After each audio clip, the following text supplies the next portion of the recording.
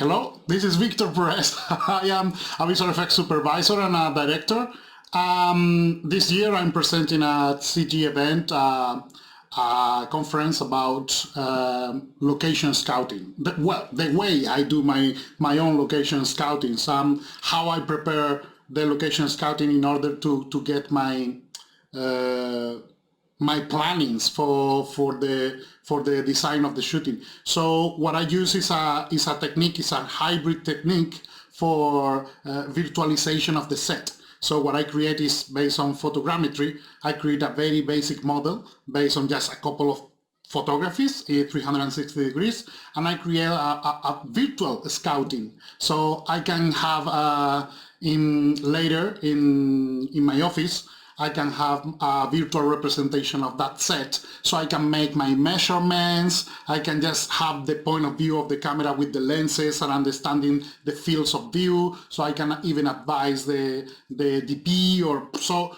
What I do is a very briefly and quick way of recreating a virtual scouting. So that is what I am presenting. To be honest with you, this is something that I had to prepare very, very quickly because Sergey, the organizer of CG event, asked me to participate, and because of this year is kind of special because of the coronavirus. I wanted to participate, but I didn't have. I haven't presented any film this year, as many people, and I didn't have anything prepared. So I said, "Oh my God, what am I going to prepare?" Well, I'm just going to show people how I work. Maybe that can help someone. So that is the story why this year I'm here. I have been in previous years in 2 editions of the CG event, and this is one of the events that I prefer in the world. It's so beautiful, and I love Moscow. I have to say that it's my weakness. I really love Moscow and Russia in general. And I have very good friends in there, like the people at Main Road Post. That is one of the companies that I love in the world, one of the best. And yeah, so that's why I'm here just to support this event. Whatever they need, I'm here to advance. Okay. And what is the company you're working right now? Well, I'm working on my own company, and right now I'm developing my first feature film as a director. So I'm on a very long development because it's quite complex film, and still is kind of independent movie, and it's a cyberpunk about classical music. So it's something very, very special. I have been working on the script for the last 5 years, and then now I'm developing the project. I has been developing this for almost a year, and it's still in the works. Mm-hmm. Okay, and straight away, question about money. Where did you get money for all this? Like, what is the funding? Because I know about all your other previous projects, like personal projects. It's like it's interesting for everybody. Like, I want to do something, but I don't know where to get money. So, what is your way? Well, my way is use whatever I have available. Starting with friends. That is the most important resource of all. So asking your friends for help. So someone just can help you just pointing the finger. I have a very good friend of mine that is Has. He's Hasraf Dulul. He's a filmmaker as well. And he helped me, for instance, just say, hey man, you should stop just working for others, just developing their ideas, because you have very good ideas. And why don't you develop yours, and instead of selling others, sell yours? So that changed my point of view, because for sure, I really enjoy developing the ideas. But I never thought, for instance, that I can also work for mine. So the bridge that is in there is like, the realization that you can actually work for your own company. So I just made my company. I just create a project in brief, and I just went to doors just saying, hey, I have this project. I have done these other things. And I have to say that what I did in the past, and I don't mean, for instance, as a compositor, I used to be a visual effects compositor. And as a compositor, I have been working on very big films like, the Dark Knight trilogy of Christopher Nolan, or Star Wars, or Harry Potter films. But none of that matters because it's like a different world. So yeah, sure, it's very nice, but it's like you want to be a director. Show me what you want to share. So what I started is, okay, I'm going to self-produce a short film. So I started doing a short film called Another Love. That is, by the way, a short film without visual effects. Because before going into visual effects, I was actually my education was for a cinematographer and a director. So I just wanted to show that I can tell a story without visual effects. And it's not even true because there are 5 visual effects in there, but nobody will ever notice. But that is the kind of thing that I wanted, is to tell a story. So if you want to tell a story, show that you can tell a story. The resources are even very secondary. When I wanted to be a director, the first thing I did was watching the first works of all the directors that I love. Christopher Nolan, Martin Scorsese, George Lucas, Steven Spielberg, all the big ones. And when you see the first short films they produced, when they were even at film school, it's kind of funny because the quality of the image or whatever is really crap. It is really, really bad. But the storytelling is in there. When you see the Christopher Nolan first short film, and nobody tells you it's Christopher Nolan, you can understand he is Christopher Nolan because the soul, the way he has to tell the story is actually the same. Of course, now he's shooting on IMAX, but the essence of storytelling is not the format. It is what you are putting in the story. So what you are writing, what makes you be unique. Same with the other directors. So I said, okay, well, I'm going to apply this to myself, and I'm going to use all my resources available to produce a short film. So it was a very small thing, but I learned so much in there that it was the equivalent for me of film school. I studied at film school. And I learned way more about filmmaking doing my short film than 4 years at film school. Of course, those 4 years were necessary to do the short film, but you need to learn. So the thing is, you want to be a filmmaker, just do a film. You want to be a visual effects supervisor, just supervise something. That is a tricky part because the visual effects supervisor depends on a production. So maybe you just go to a friend's or just go to the internet or just try to find a gig. Try to find somewhere that you can use your abilities to be displayed.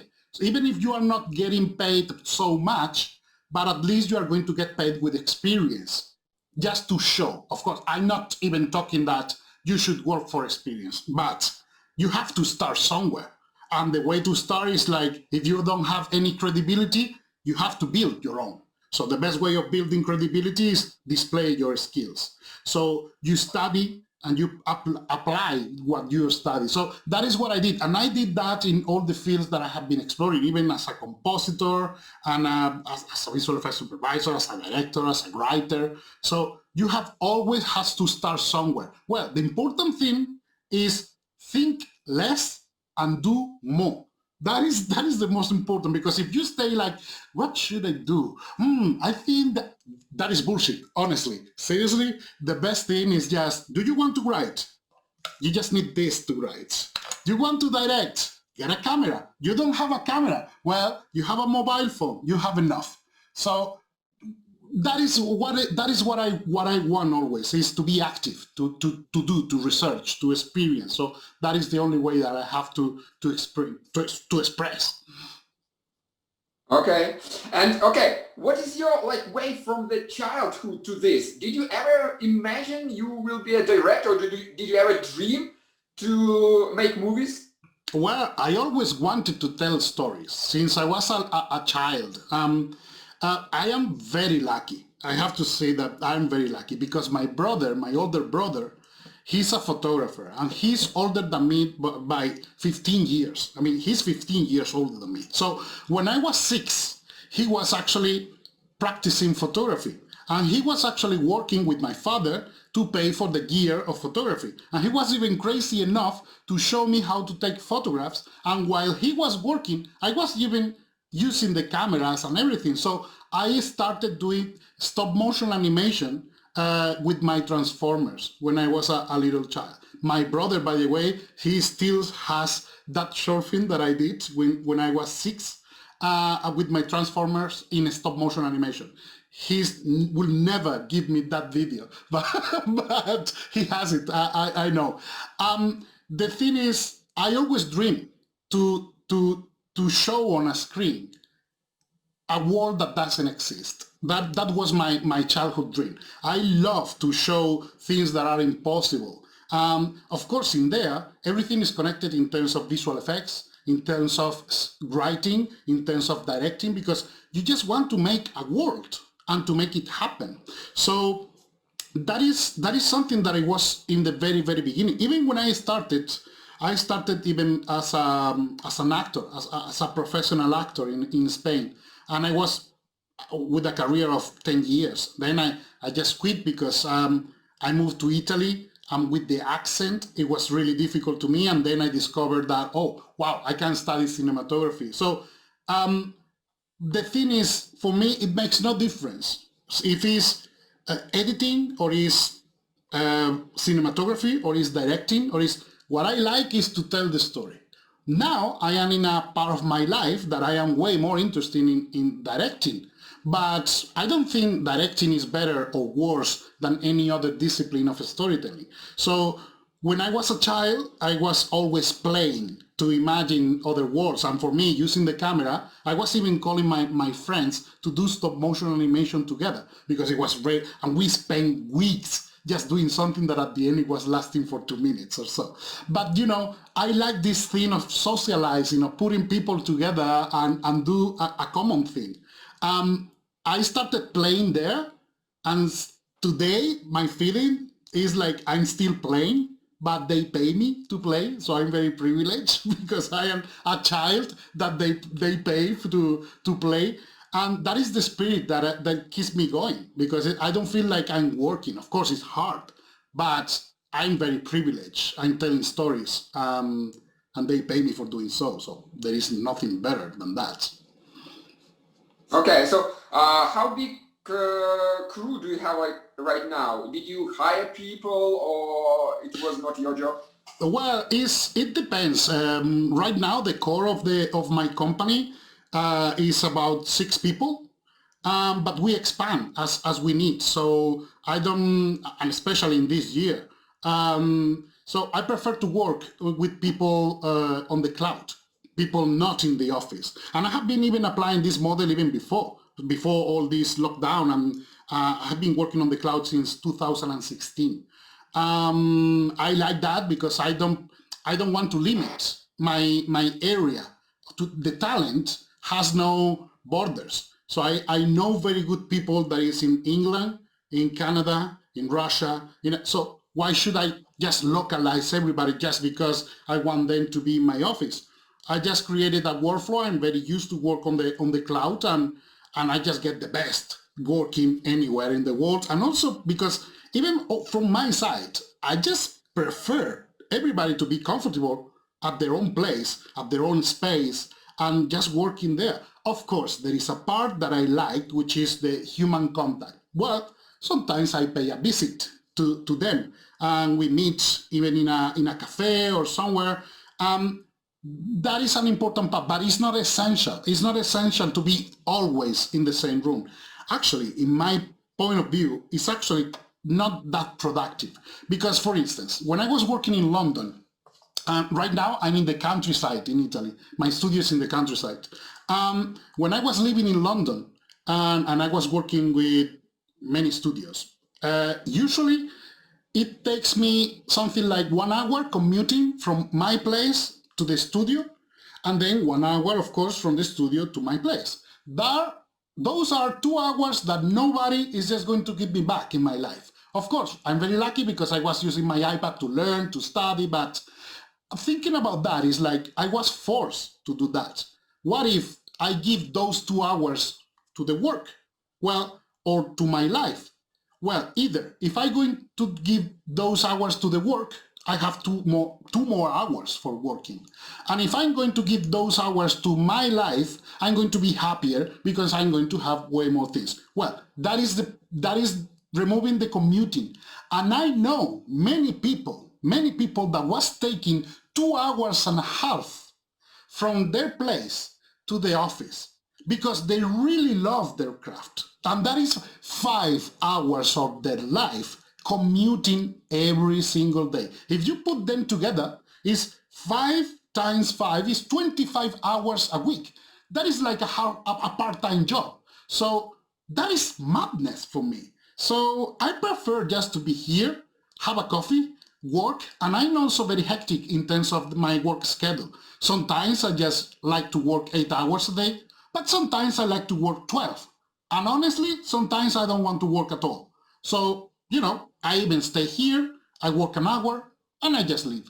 Or maybe I stay here, and I stay for 16 hours. That happens as well. So I want to be free to do whatever I want. That requires also discipline, because I am working at home. So there is the danger of not being out of work. So you are never going to stop working, or the other way around, you are never going to start working because you are at home. So it requires discipline. But I really believe this is the way to go. The virus this year, the only thing that happens is just speeding up the process. But this thing of everybody working in remote, well, not everybody, but many people is just going to understand that it's not always required to be in the office. Now there are companies that I know that are working maybe 50-50. So 50% of the time they are working in the office, 50% of the time they are working in remote. So it's just, it's much better to be like flexible in this time. At the end, we are artists. We cannot industrialize art. Of course, there is a certain way of making more cost efficient and cost effective, but that is a different thing from creating like a machine. If we want to respect art, we need to respect, first of all, the artist, and the artist needs a life. So that is my philosophy, and that is the philosophy of my studio. So that's why I work in here. Most of the times I'm working alone. Other times I have guest artists that are coming here and working with me, next to me, because we need to, but I prefer really that everybody is in their comfort zone. So I can even ship computers or ship whatever they need. But, you in your place, me in mine, let's meet when they are. It's like an open relationship for working for everybody. But it works. I'm very happy with that. Okay, and what are you looking in people who will work with you remotely? Like what skills, or maybe it's always friends, or even it's more interesting for me from the side, like I'm completely, for example, not a friend of you, like I'm a completely strange person to you. Like what are you looking in people to work remote with you? Okay, first of all, of course, I love to work with friends, but most of all is because I know them. I know how to ask things. I know if they are sensitive. I mean, they are friends, but it doesn't mean that I only work with friends, because I always open to know many people. Mostly, I have to say that it's way easier to get referenced by other artists, because, everything is based on trust, even if you are in the office or in remote. So I prefer to trust people up front. So if someone is coming because someone else referenced that, yeah, I'm going to trust. Why not? But it's not necessary. I have been working in my last few projects with people that I really have no idea. Maybe just they contact me, they send me that, and maybe we just have a chat. I don't want to call it an interview, because I'm not interviewing anyone. I just want to chat. The thing that I value the most, to answer to your question, is like, is this a good person? That is the most important part. Is this someone that I can just chill out? Would be this someone that I can have a coffee and just not feel uncomfortable? Just that, because every artist is very, very strange. Of course, we are artists. Everybody is in their own way, but that doesn't matter. The important is, like, are you an honest person? Do you like what you are doing? Are you really passionate? Do you believe in what you are doing? Or are you doing this just for the money? Even if you are the best artist in the world, if you are working just for the money, that makes very difficult to work because your values are not based on the art, are just based on making money. My father used to tell me that if you want to earn money, you don't be an artist. If you want to earn money, you have to be a plumber or or something like that. But don't be an artist. So if you do the artist, it's because you cannot do anything else because you love it so much. So that is what I find in people that I want to work with. Is someone that is passionate about what they want, and I don't care. I mean, even if they are expensive or whatever, that is a secondary thing. If I can afford it, I don't mind. But that is what I seek in the talent. Is there is a person in there, there is a life. If there is not, if it's just like a robot, no, I prefer to work with a artificial intelligence computer. It's just much better, much smarter. So that is the thing. Is I get contact all the time. I'm always researching for new talents, especially in the art, concept design and art design and all of that, because as a supervisor or as a director, sometimes I have to visualize things. And when I'm working with visual effects artists, I don't work with them directly. So most of the times I'm working with them through a company. So I just rely on one or different visual effects companies, and then they are going to get their artists. That's, by the way, one of the instances that's why I love Main Road Post, because it's the philosophy of the company, the way they work in their structure of teams. When I first visit them, I just got enchanted.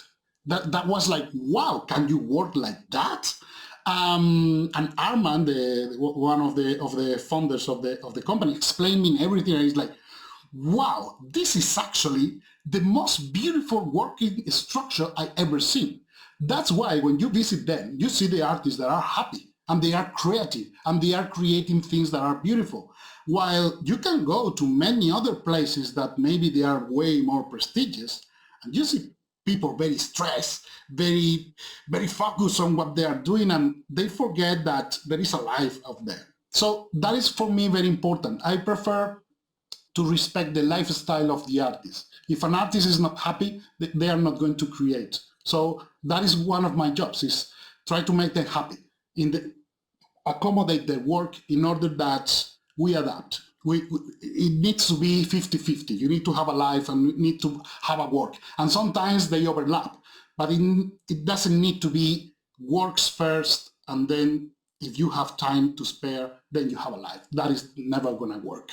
So that is what I see, what I seek in the people that works with me. Is like, are they someone to be nice to be with? And then let's have a look at the rest of the skills. Okay. And of course, when you work at home, you maybe, I don't know how with you, in your case, but in my case, I have a lot of distractions, starting from my family and I don't know, ending with any distraction from phone, like some messages and whatever. So what is your way to deal with that? Well, I am very lucky because my family is very respectful of me, and because I have been working at home for many years. So there is now like an agreement, a silent agreement, which is when I'm working, it's like I'm not here. I'm in an office outside, far away. So in this studio is actually, it's acoustic isolated. So I cannot hear anything from outside, even from the corridor. So when the door is closed, they know that they can contact me only in an emergency. So I'm very organized, so I know I have to take my boy to school, and I have to take it from school, and I have to do so I organize, I get my schedule, I know my times, and I just respect that. And outside that, they know that if they really need me, they call me. They just call me at the phone. Or I have also a bell in here, a ring bell. So they have a button in there, so they call me. But that means something happened. It's not like, what time is it? No, it's like something has happened and we need you.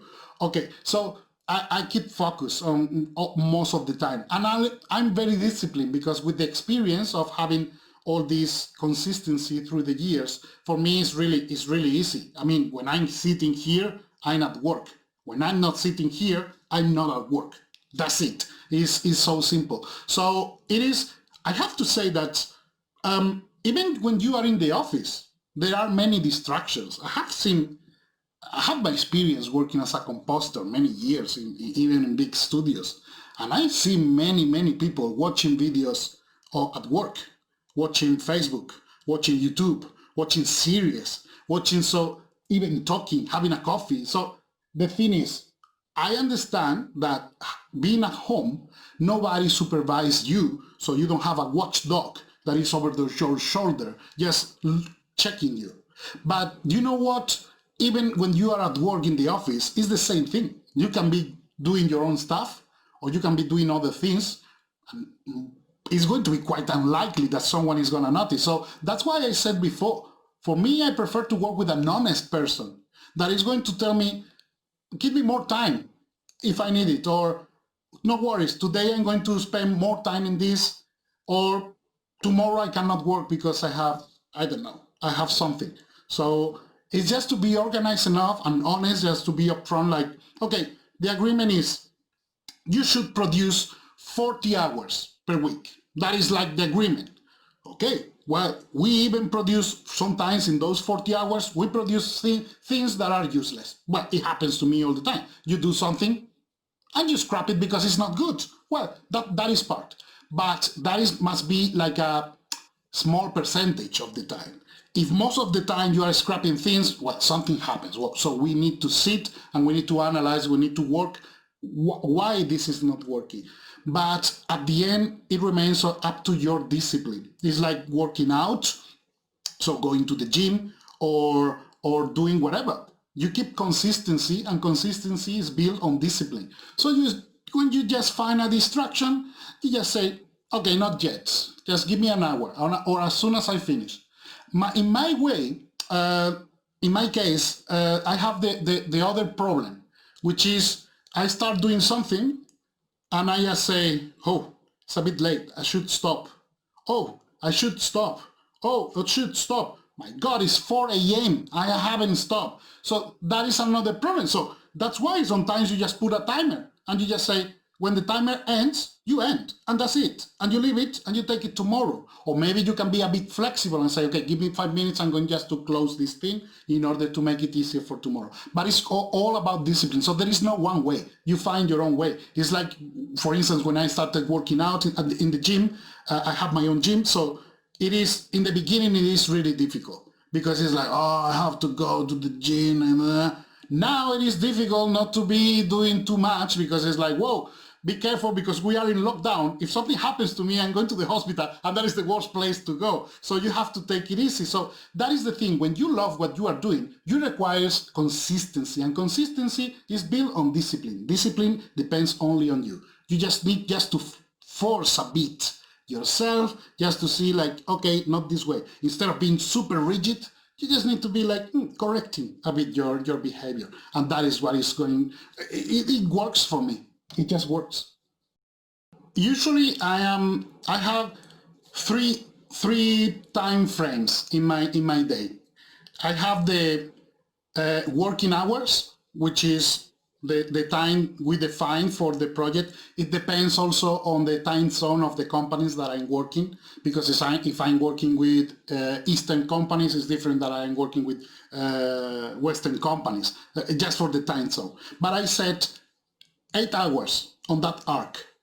And then I have a soft hours, what I call soft hours, which is the time that I'm going to be available if there is an emergency, something that is urgent, or something that I can fix quite fairly quick. But I'm not going to be working. So I'm going to be answering the phone or answering an email. That usually is going to be 2 to 3 hours. And then I have like don't disturb time. And even my mobile phone is actually set to automatically go to don't disturb. And don't disturb means I'm not going to receive any calls that are except from my friends or my family. And that's it. So when I see a message and it's not the time for answering that, well, tomorrow is another day, and it's going to be like that. If it's a working hour and I'm doing something that is like, I'm just leisure, just watching whatever, I just have to answer. So there is a time that I have to be responsible for the people that is working with me, unless I just made the agreement of, okay, during this time I'm not going to answer because I have a doctor's appointment or whatever. But you have to be, everybody needs to be aligned on the same time. I'm using softwares also to assist my meetings. So I have a software that is called Calendly. And that is the companies that are working with me or the professionals that are working with me, they have a link specifically designed for them that it's allow them, using my own calendar, allow them to schedule meetings even in 5 minutes if it's available, and that is just, I'm going to receive a notification like, okay, you have a meeting with this person. So it's like a online assistant in the cloud that is going to keep my calendar, and having my calendar available is just going to be, so I can even sign on my calendar and say, okay, from this time to this time, I'm not going to be available, and that time is going to be available maybe tomorrow or maybe at the end of the day or whatever. So you adjust. But everybody needs to be with the same amount of flexibility, and that kind of flexibility cannot kill the working structure. So I have, for instance, an hour every day that I can allocate for my lunch, but I don't have lunch at the same time all days, because sometimes I prefer to have lunch at 12, sometimes I prefer to have lunch at 3, and so on. So depending on what's the day, I'm just going to allocate, but I have my 1 hour lunch always. So even if I lunch in 15 minutes, then I have 45 minutes just to reset, because it is important. We need to respect. We are human beings. We are organisms and not mechanisms. So as soon as you start treating people as a mechanism, it's going to break. So I don't want that for anybody else. So I treat people as I treat myself. So I receive emails. That is the easiest way to get through me, is by email, because I always get to my email in real time. If I reply the day after, is because I consider that matter can wait until one day. I never reply an email after 24 hours. So I have to reply in the arc of one day. Those are rules that I set up in order to make everybody aware. So if by any chance I haven't replied in 24 hours, someone is entitled to call me and say, hey, what's going on? You haven't replied to my email. Okay, so, but it's even like, sometimes an email just can solve a meeting. How many times have you been in a meeting that you say, seriously, this can be an email, and that's it, and you waste an hour of time? So everybody needs to be educated in terms of use the time wisely, because time is the only thing you cannot buy in life. One day we are gonna die. Everybody that is listening to this, one day you are gonna die. And that day, you're just going to have all your time. It's finished. So I prefer to make the most of my time, even if I am working, or even if I am with my friends, or if I am with my family. I don't want to be working when I am with my friends. I'm not going to be with my friends when I'm working. I don't want to be with my family when I am. So I don't want to mix, because it's not a good formula. I prefer to be focused on one thing, because it's much easier. So that is the only way you cannot regret, because I have, of course, that is coming from errors, and I have been doing this many times. Like, we have seen this many times. Like, you are with a friend, you are having a coffee, and they are with the phone. Yeah, I have to reply to this. Come on, man. Then don't have a coffee with me. If you are so stressed, just tell me, hey, man, I don't have the time. So tomorrow, or in a week, or in a month, or next year, or whatever. But if you are with me, I want you to be with me as you want to be with me. So that is the idea. So you set up the time. Softwares are very useful for this. So you rely on the software for what the software can assist you. And instead of being a slave of the computer, be the computer that is the slave in here. So the computers are working for me instead of me working for the computer. So it's just a trial and error. And this year is actually a very good year for for trying a lot of this self-discipline, working remote and things, and also understanding what things cannot be replaced by a remote meeting. There are things. So do you need special meetings to just sync up with everybody in the team? Do you think this is important, and how often this happens? Okay, I usually have a meeting with the whole department every week, once a week, always at the same time.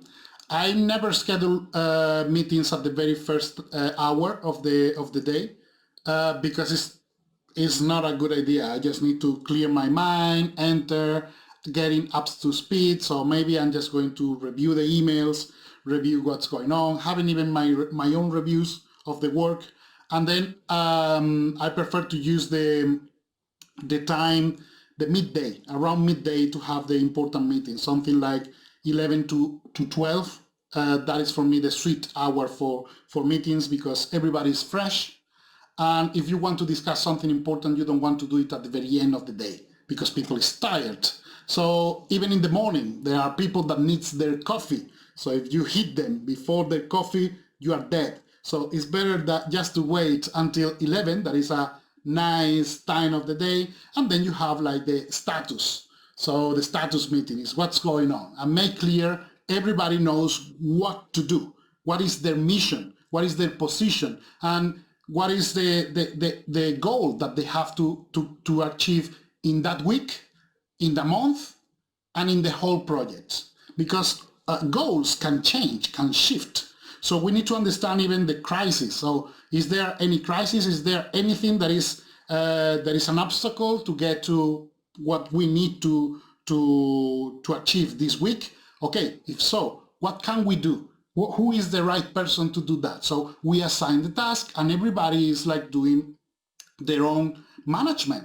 So we manage each other. So we help using this kind of self-management. So I want everybody to have their own responsibilities in behalf of the team, which is, by the way, very similar to the way I mentioned before, the team of teams philosophy that Main Road Post use. And I like this. I like everybody is important. So there is no subordination. There is no one boss that is telling others what to do. No. I'm actually to serve. So what can I do for the team? What can I do for you, each individual of you? Of course, my main task is to organize, to make sure everybody knows what to do. Because if they know what to do, I can do what I need to do in order to get my art. So it is very important once a week, and I used to do this on the Mondays in the morning. And then, of course, you have meetings of crisis. Something happens, something broke, because we are human, so you have to have flexibility, but always try to keep that sweet spot in the morning. Sometimes it is nice also to have time of work. It's not necessary, but you can have friends at work or not. You can just work with people, and I have this experience of working with people that is really good for work, but then you don't connect as friends. It doesn't mean that it's better or worse. It's just like, maybe, I don't know, you like vodka, I like beer, and maybe that for me is so important and I cannot get out because whatever. So there are many reasons, but at the end, I don't care about that. What is outside is outside. So we can be friends, but when we are at work, we respect each other. So the way of respecting is that. It's like allocating the times. So this is the time, this is what I have to do, this is my mission, and we help each other with what we have to do. It doesn't mean that we need to take care of the business of everybody. It's just like, you are not here for taking from the team.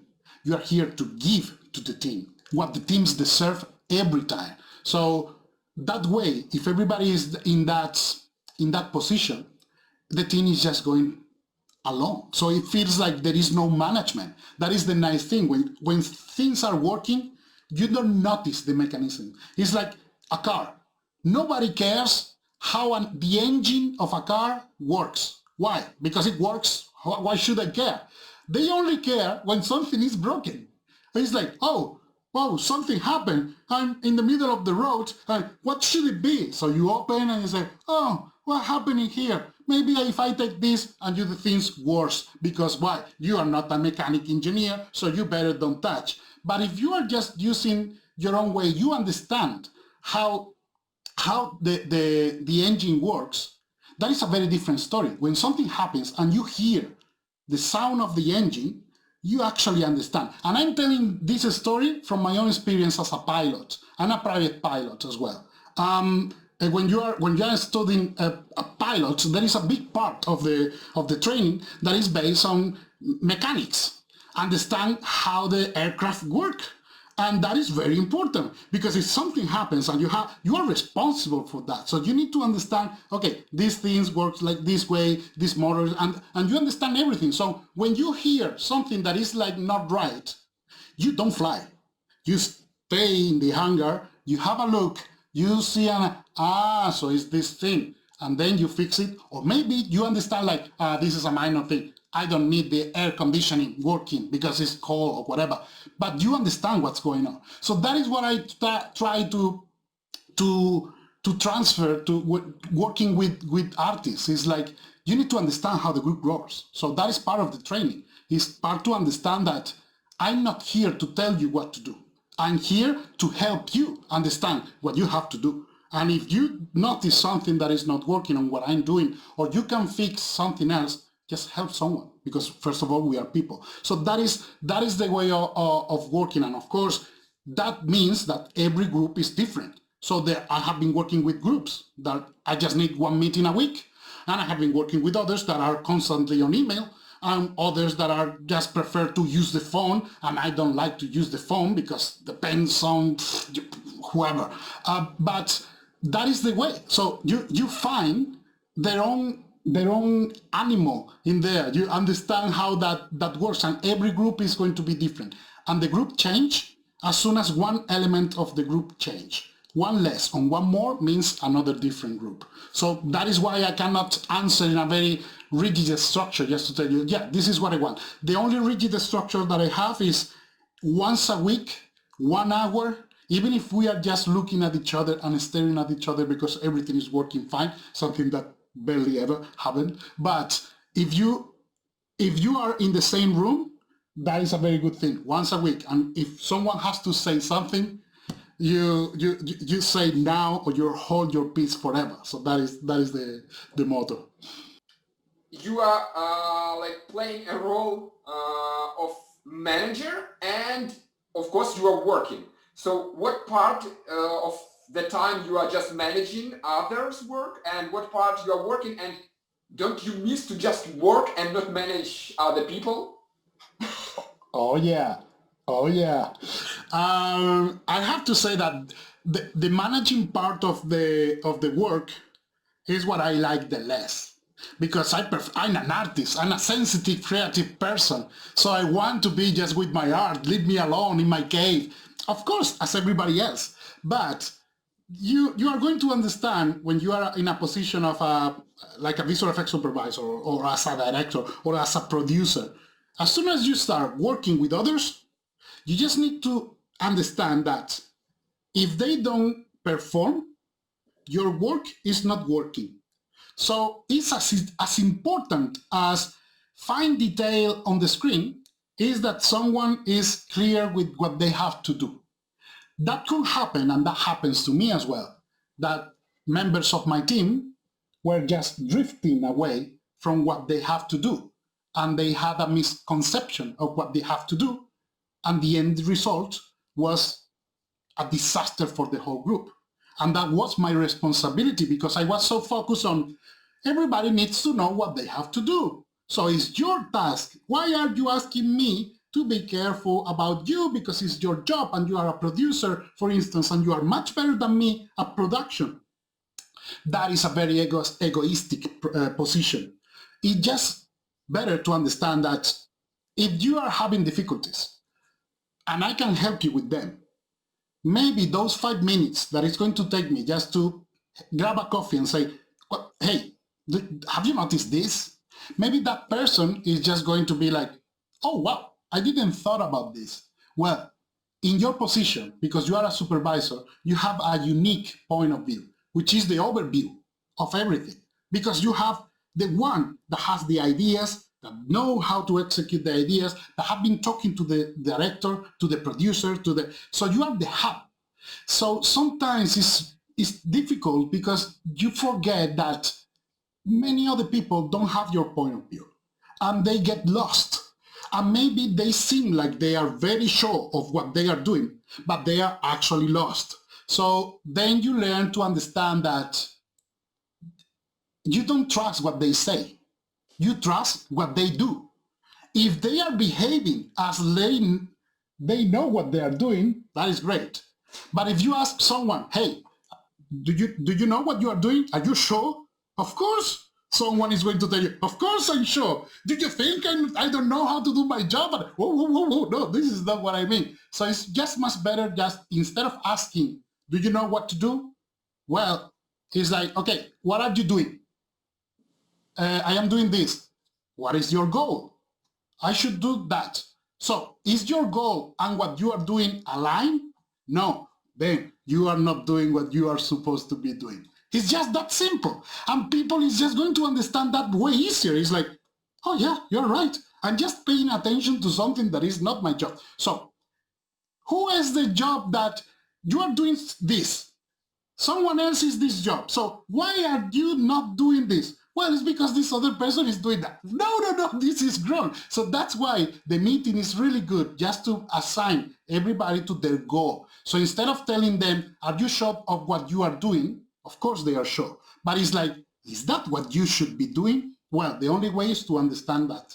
It's like, this is my goal. My goal for this week is doing this. My goal in the project is that. So you review every week that thing. And that is the way. But I really hate that. Honestly, I really hate that. I hate managing people because I'm an artist and I want to. But at the end of the day, if you, instead of you look at that into a managing thing, you're just talking to friends. And as a friend, everybody has problems. And many times, the best way to help someone is just to listen to them. Listen without prejudice, without judging, and someone just can tell you, I think I'm not able to do this thing. And you just see like, yeah, man, but they are paying you to do that. So we have to figure out. And it's like, yeah, so what can we do? And so people just need to be helped when they need and when they feel they need to be helped. Until then, you're just there to guide them. So managing is a way of very difficult. It's really easy to get a dictator, just to say, you do this, and you do that, and you do that. Oh, you're not performing. And then again, you are becoming a mechanism instead of an organism. So it's just much better just to try to help them, it's psychology in there. It's just to understand, to make them understand instead of showing them what to do. So that is the thing. So that's why management, when I am working with the manager heads of every department that I'm relating, sometimes I just like to have a session about how we work. And the first 3 sessions we are going to have in a project is all about how we are going to proceed working. Of course, if they have been working with me before, they know how it works. So they know the thing, but if someone enters, they need to understand that they are managers. So everybody that is in the team is actually a manager. So there is no one manager and then the other people. Everybody is a manager of their own thing. And I take this also to lower levels, even to the terminal, the artist. The artist needs to be managers of what they are doing. I don't want an artist that just receive material that is wrong and they just have to work with that. If I have an artist that has something to say, they just send me an email and it's just, hey, I think we can improve this by doing this, this, and this. And sometimes it's like, actually, it's a very good idea. So if you are able to make your team comfortable, just pointing out things that are not working, what you have is like 200 managers. That is amazing because they are going to work out for you. They are going, instead of me figuring out everything is not working and being stressed by the things that are not working, and just show that everybody is doing their own best. Because I'm not better than a 3D artist working in 3D, because of course I know how the 3D works, but a 3D artist is going to be way more skilled to understand if a workflow is much better in a way or another. So I just call them. Hey, how do you think this is better? Well, I think this. And sometimes there are personal things, and sometimes there are things that just make sense for the whole team. So my way of working in that is just having an inclusive way of making decisions, which is not a democracy, because it's not like the majority says to do this thing. No, I am the one who takes the decisions because it's my responsibility. But it's my duty to hear my team and to make that decision based on the expertise of everybody. So that decision is going to be organically in the whole team. It's not going to be imposed by any level. I think, and that has been working very well for me. Of course, sometimes there's people that is not used to that, because also there is people that is just like a pawn, like a soldier. It's like, no, I don't want to think. You tell me what to do and I do it. And I said, man, if I want someone to do that, I call Siri on my iPhone and I say, Siri, show me my calendar. And it's free. I have it already. So I don't want people like that. I want people that thinks. I want people that use a critic objective in there. So no, if you are here, you're going to be working this way. If you are just a mechanism, there is no room for mechanisms here. Okay, thanks. Now let's a bit change topic. Like, do you have in your life like the worst moment and you thought, oh my God, this is so terrible. But then later you saw that is really was something that helped you to evolve in some direction. Like, how did you manage with such, I don't know, terrible moments in your life? Well, that is the best work. I mean, the best question ever. You know that 11 years ago, roughly 11 years ago, there was a earthquake in the town that I'm living in now. And on that earthquake, I lost everything: my house, my studio. To be honest, I just had my pajamas because it happens in the middle of the night, and that's all. And I was living even in a refugee camp for a while. And of course, me and my wife, we were safe, and that is the most important part. But everything collapsed around me. And even, I saw and I hear things that night, because it happened at 3:13 the night, and many people died in front of me. And you hear the screams, and it was like a out of this world experience. On that time in my life, I was studying at film school. I wasn't very happy because I want to be more practical. I wanted to produce, and in that time I was saying, I always wanted to go to London and try my luck on working with big studios, because I always wanted to do like visual effects at the big scale. But you have so much to lose, because it's like what's going to happen is going to be very expensive. What if it's going wrong? So you are just participating and just procrastinating to make that decision.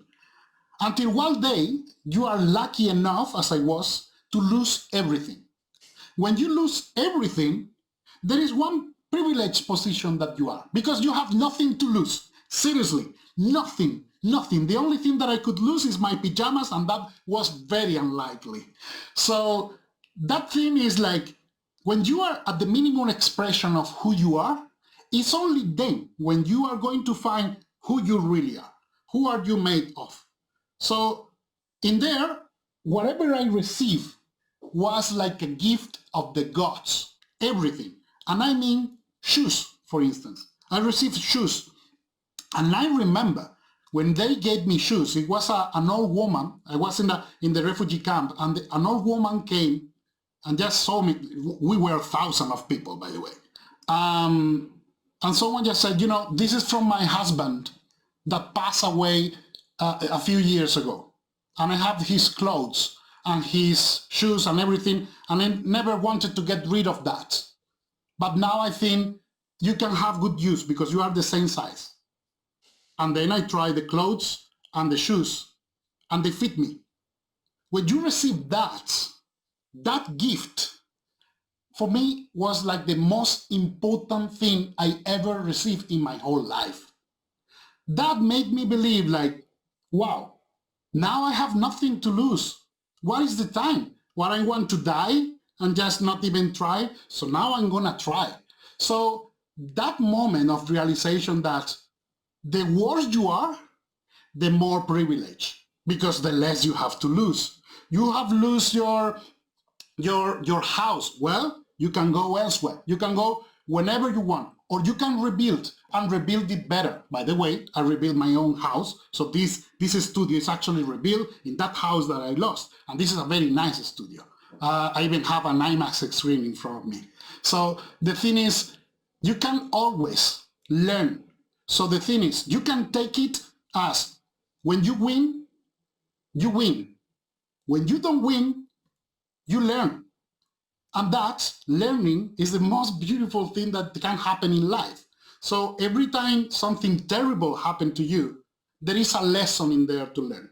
And, if I'm here, even in my position as a supervisor or a compositor or whatever I do, if they want me because of my mistakes. They don't want me because of my success. Because I'm an expert of having mistakes. So my expertise in mistakes it's very unlikely that I'm going to make my mistake twice. It happens, but it's very unlikely. So the thing is, for me, I have made so many mistakes that I am an specialist. So when they call me, they know that I have not, this guy had very, very bad things. This is a good one. Because if you talk to someone that has always tasted success, that is a very dangerous thing, especially in art. Because in art, there is no formula. Everybody is just their own way. So if you are just with someone that has only success, it means that it has not been working much. The only people that has no mistakes is the people that has not been working. So that is part of the job. So accepting that is part of life. And if you see it, sometimes you win, sometimes you learn, that is the best way. So whatever happens, you win. Because learning is actually a very difficult part. For me, it's very frustrating because when I was at school, learning maths, for instance, mathematical, I was very bad because I didn't like it. Because I didn't understood how important it was. Now, I remember I paid a course and I paid thousands of pounds to learn math. And it's like, this is so stupid. I have been at school learning all of this for free and I wasn't paying attention, and now I'm spending my time and my money on learning math. Wow, that is crazy. Well, that is something to learn. So you pay attention of every moment of life, or you're just going to spend a lot of time and even resources. So that is the thing. For me, you grab the strength from those moments. Even if you don't feel like you are not creating enemies or you are not having mistakes, that is a problem in there. You should be doing something. If you are not having all those things, it means you are not good. You are not good. You have to have enemies. Enemies in the sense of people that think in a very radical, different way of what you think. Okay, it means that you have an opinion. And having mistakes, well, you are doing this. That is the only way. So that is my story, and I learn a lot from that. So even today, even with the struggle of the virus or whatever, when I started, I started this year, this 2020, I was to start a very nice project, and it got canceled. And it was like, wow, what now? What now? finally, I have the time to develop my film. And I started just making a few calls, and in less than a month, my production was set up. And that was something that I wanted to do for many years, but I didn't because I was too busy. So that is the thing, is maybe you are just busy because you are just thinking in one direction. Maybe just open your mind and stop for a while and say, hey, I just need time to think.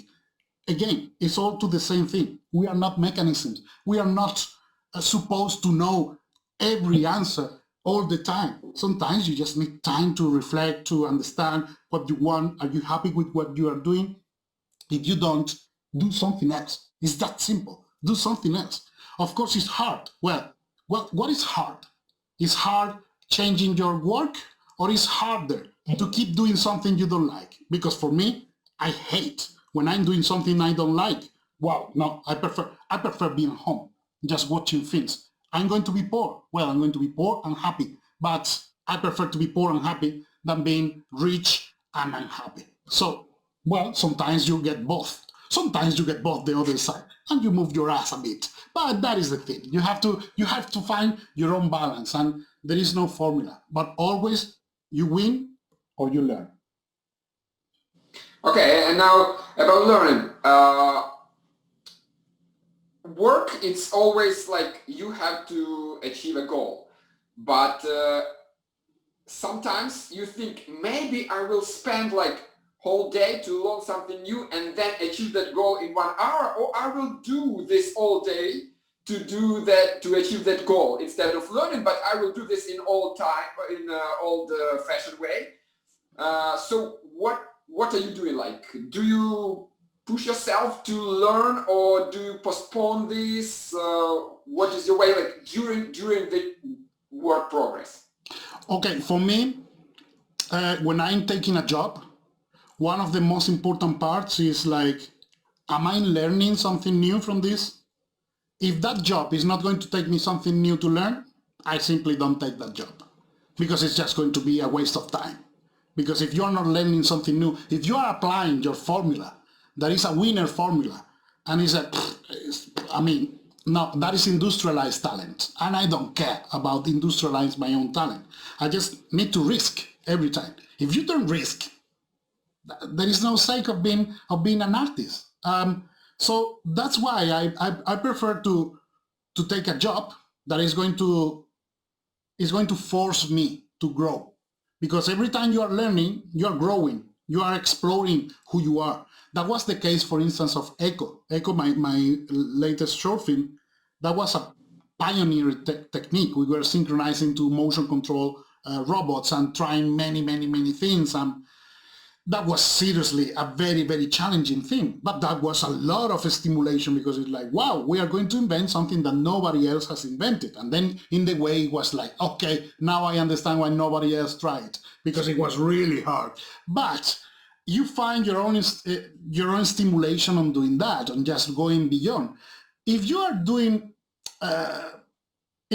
something and you learn and you get paid to learn, wow, that is like doing a course and having a grant. So that is my way of. So sometimes when I'm doing a project, I just say like, can I just get financing for this? It's so crazy. Well, sometimes you learn that the crazier the project is, the more interesting it becomes, because it's like, wow, this is just going to get things in a new way that nobody else have attempted before. Well, this is going to get other people to create something else. So that is, for instance, all the breakthrough technologies that have been created in the world.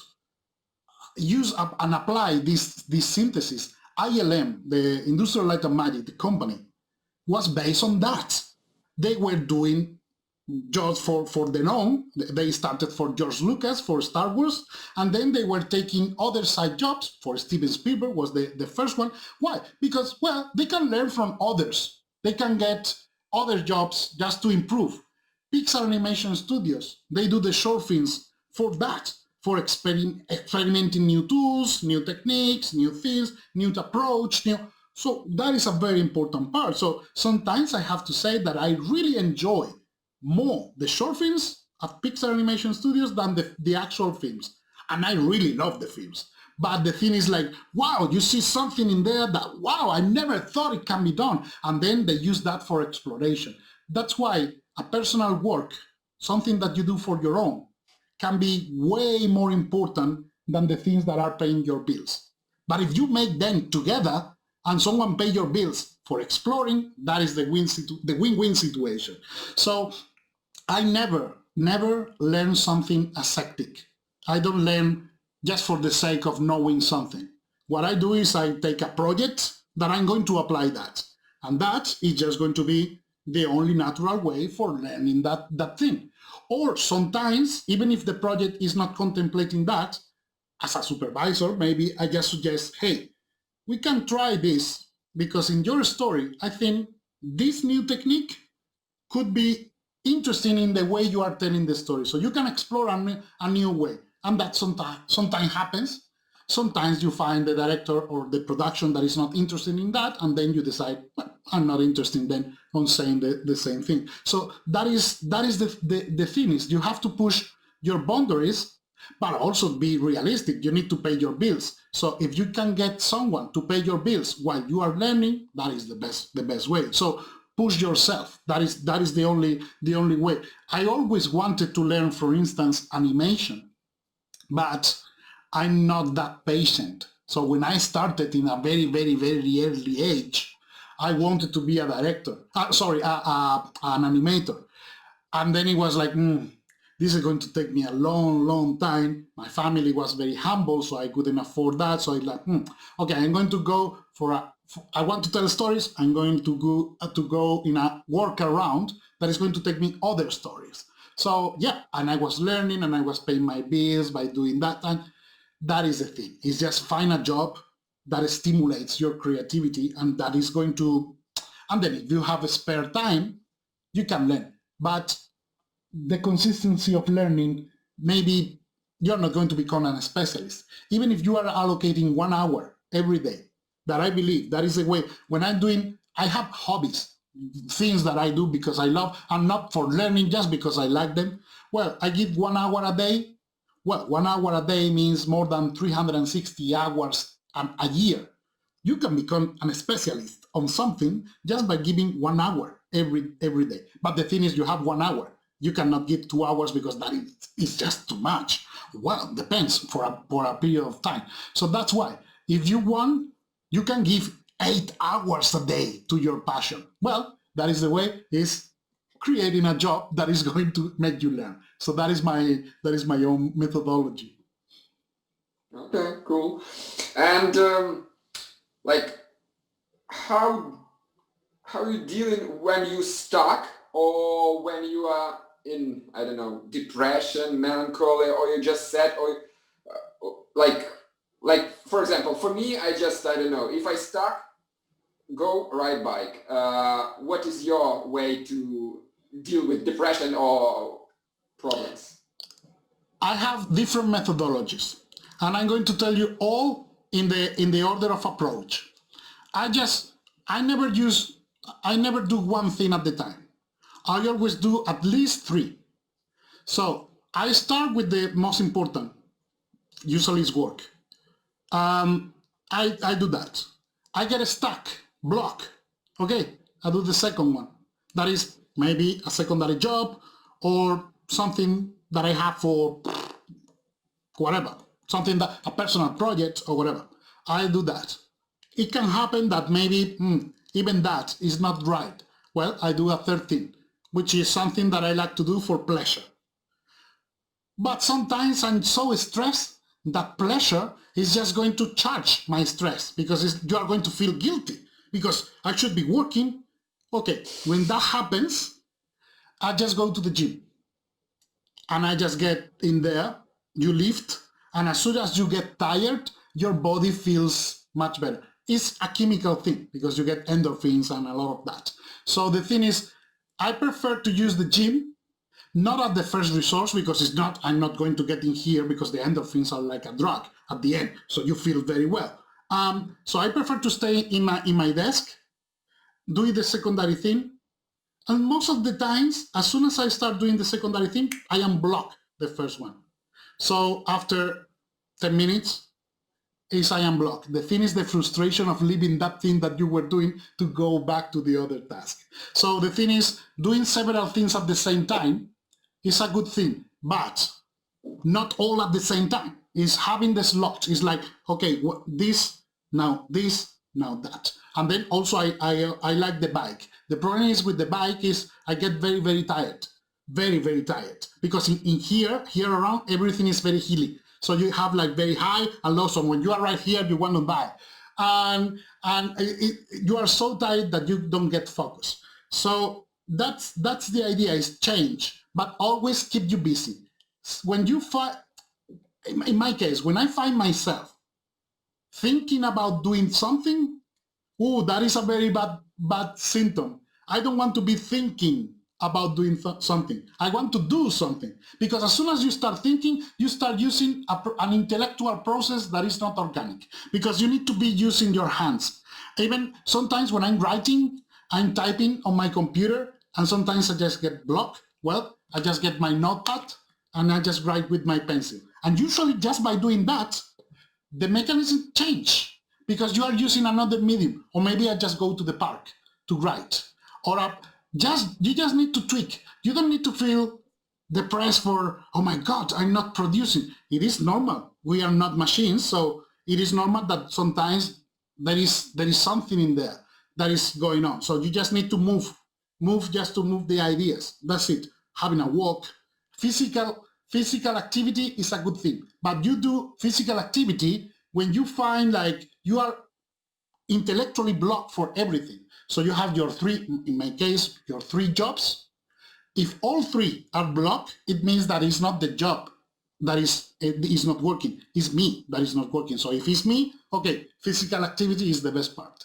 Then when I come back, maybe I just get okay and I keep working, so I try again. If I don't, I just get off. And that's it. I call it a day. And maybe that happens that I maybe produce 2 hours. Okay. But I need to be conscious. So in that time, if I feel like, okay, I'm not working and I'm doing something for pleasure, I'm not going to feel guilty, because I know that, okay, I gave everything that I have today. And today, that is all that I have to do. Well, that's it. And, tomorrow I'm going to work better. I'm observing my behavior is like, yeah, sometimes I work 3 hours, sometimes I work 16 hours. Well, it's part of life. The problem is if you are not able to do that on a daily basis. If you are struggling, well, it means that there is something in there that is not relative to you, and maybe in relation to the job itself. So that's why it's also good to have a self-structure, even to have a psychotherapy, or to have just friends or a priest or whatever you want. Talk to people, because that is important. Sometimes we are so focused on ourselves that we forget that we are social human beings. So just have a beer with someone, and maybe you can just tell someone, hey, I'm blocked, I don't know what to do. And they're going to say, well, no worries, I'm blocked as well. And you feel better. Then you go back and, everybody's blocked. So you start working. So that is the thing. Having different jobs, activity, and social relations. Not social media, social relations. Those with beers and with coffees, those are much better. What engraving would you like to get on your grave after your death, for example? Like what the sentence do you want to describe all your life? Rendering, ... It's like a period. With a progress bar. I want that on my grave, a progress bar. Coming back, and then 50%. On my grave, I will say, here lies someone who lived. So I want to be alive before to die. That is the first thing. So that is my motto. So that is whatever I live it to the limit. I live it to the very fully thing. All my emotions or my works or my life, everything that I do it at 100%. If you do 99%, you are losing a very important part. So whatever you do, you are in or you are out. So that is what I want to be on my grave.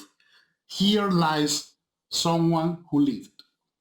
Did you ever feel like you are living and everything is so fine, but that is why it's so boring? Did you ever wanted to, I don't know, to break something to make it not so boring? And what are you doing at these moments? Like when you have the job, you are like constantly wake up, work, sleep, wake up, work, sleep, family, and what? But it's still you want something. So what do you do at that? I rise the game. I just do something new. I just complicate the equation because the thing is sometimes the equation gets so easy to solve. It's like they handle you a puzzle for 3 years old and it's like tick, tick, tick, tick. No, this is very boring. Give me another puzzle, but not a 3 years old. Give me a 20 million pieces and then in there I'm gonna die. Well, that is the feeling. It's like I have two states of mind. One is like I'm completely overwhelmed by the things that I have to do, and the other is this is so boring and I wanna die. So the thing is like you can find the challenge in every single little piece that you have. If you are boring doing what you are doing, it's because you are not looking well at what you are doing. And this is something that I learned. There is in every single day, there are so many opportunities to get in love of what you are doing. Even if you are bored, it's because you are not appreciating what you have. And that happens. It happens to me all the time because I am used to work under so much stress that when I am not under stress, I feel like I'm not doing things. But then I learn to slow down. I learned that, wow, I'm going to be even on the town that I'm living. Okay, I'm going to get my bike and I'm going to a place that I've never been. And then you discover something in there. And then you do something else that you never expected. Or you just do something improvised in your life. For instance, take my wife somewhere by surprise. So we book, now we cannot do that because of the emergency, but maybe surprise someone that you love. Is give your love to someone. That is something that never gets old, never gets bored, because you can meet that person with new eyes. And I said the same for my son. When I spend now, thanks to this crisis that we have been in lockdown for many years, many months, sorry. I learned to spend time with my son and to do things with him I never thought I could do, and to find the challenge to teach him something or to learn from him, to learn that if I see the world with his eyes, I'm going to see my job in a very different way. So even when I see him talking to his friends, he's 8, and when I see him talking to his friends about me, and he's like, wow, I'm a very interesting person for him. Maybe not for me, but for him, I'm a hero. So you start working on that, and you learn and you observe. So the best way is meditation. When I started feeling that I'm not under too much stress, I need to be stressed. No, I learned to meditate. I have a very good friend of mine that initiated me to meditation. And now I meditate every day in the evening. And I have to review and to see what is going on with me, with my life, with my mind, and then you learn like, wow, today has been a very, very, very nice day because I have been doing, because when you are bored by normality, honestly, there is no 2 days that are the same in your life. It just, you're not paying attention to the details, but are those details that are the important part. Because, as a compositor, for instance, is the detail that makes the difference. Well, in life, it's exactly the same thing. So you get challenged with something as silly as, I know, for instance, when I'm doing deadlifts on the gym, and I know that I can achieve a certain weight. I can get 180. Okay, today I'm going to try 182 and a half. That's it, just that. And that is going to unlock something else because, of course, I wasn't able to do it. And that is going to give me purpose. It's like, why the hell I cannot do that? I can do 180 and I cannot do 182. It makes no sense. It's just 2 kilos. I can grab 2 kilos anywhere. So why cannot do that? So then you start just doing your own research and then something new. So just rise the level. It's not about, oh, I can lift 180. Oh, I'm going to lift 500. No. You are going to hurt yourself. So you just start rising the stakes. So when you are doing your job, it's like, how can I be more efficient? I'm very used to Nuke, the software. Many people think, oh, you know everything that it needs to be known about the software. It's not true. Sometimes I just work in the way I know. And some other times I just get someone else's script and I just open it. And it's like, why the hell are you doing this way? So, oh, wow. So you understand how people think about seeing their own scripts. And it's like, wow.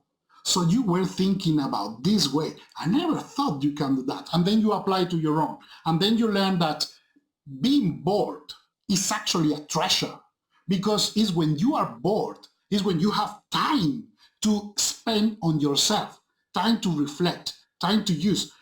Now, I think the problem that we have in society these days is hedonism of communication, which is we want something, we want to know something, and we have it right now because the mobile device is telling you everything. And you want to be connected, you are connected right now. And when you send a text and someone is not answering you in less than 10 seconds, it's like, oh my God, what happens? Why this person is that?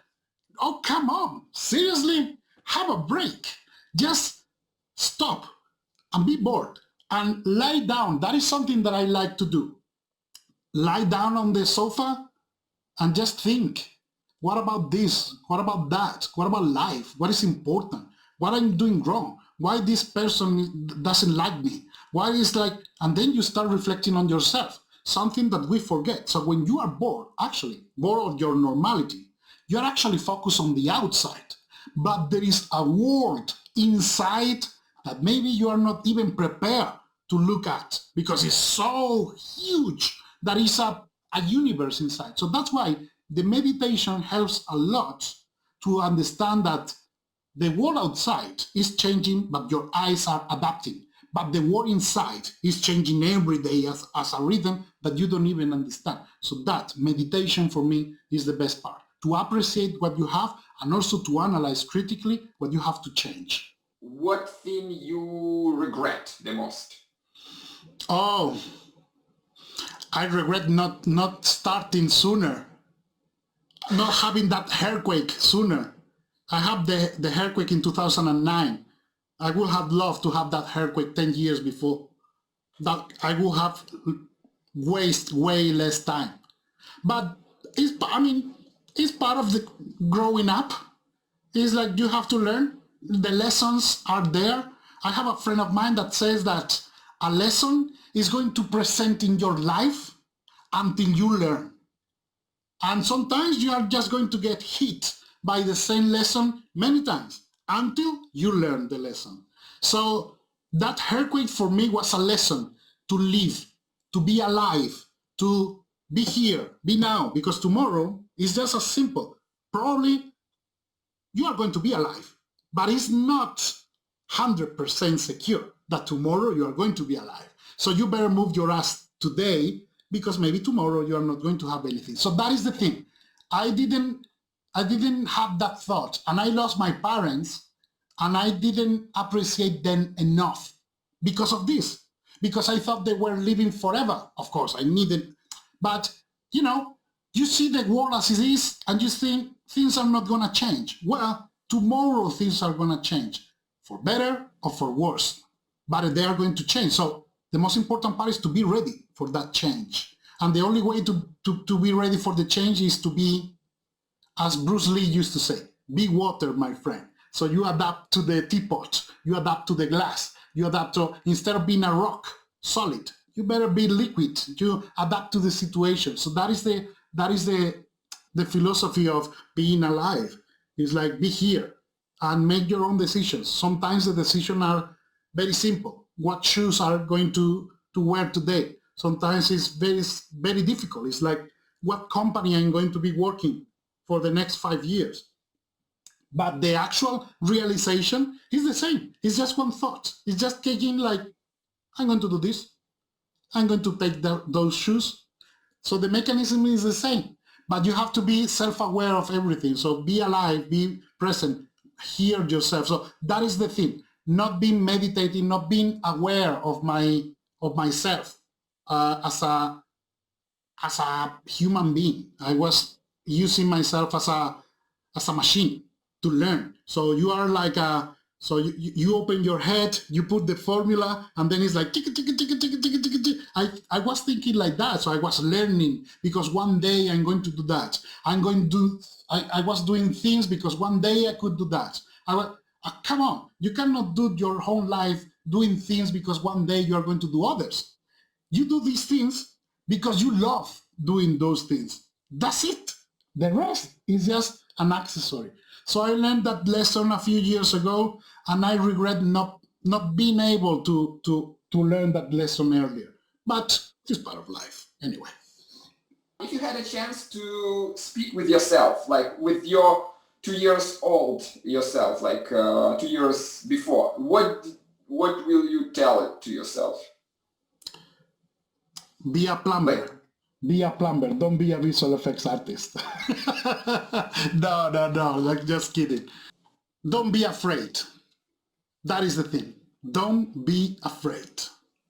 Because sometimes when we are afraid, we are just limiting ourselves for doing things. And I think everything is related. It's like I was afraid many times. I was afraid of being myself. I was afraid of demonstrating what I want, being honest with others. I was afraid of being honest. I was afraid of, no, don't be afraid, because you're just cutting so much bullshit in there. So it's just much better just to, whatever, this is what it is. This is what you have. This is me. Whatever, this is what you are buying with this. This is me. And I'm very proud. Now I'm very proud. But in the beginning, I was like, oh, maybe I'm not good enough. Maybe, come on, just enjoy. Okay. Thank you very much for this interview. That was a great talk. My pleasure. Know all that stuff was really interesting for me. Well, thank you very much. Yeah, thank you. Okay. My pleasure. Speak very soon.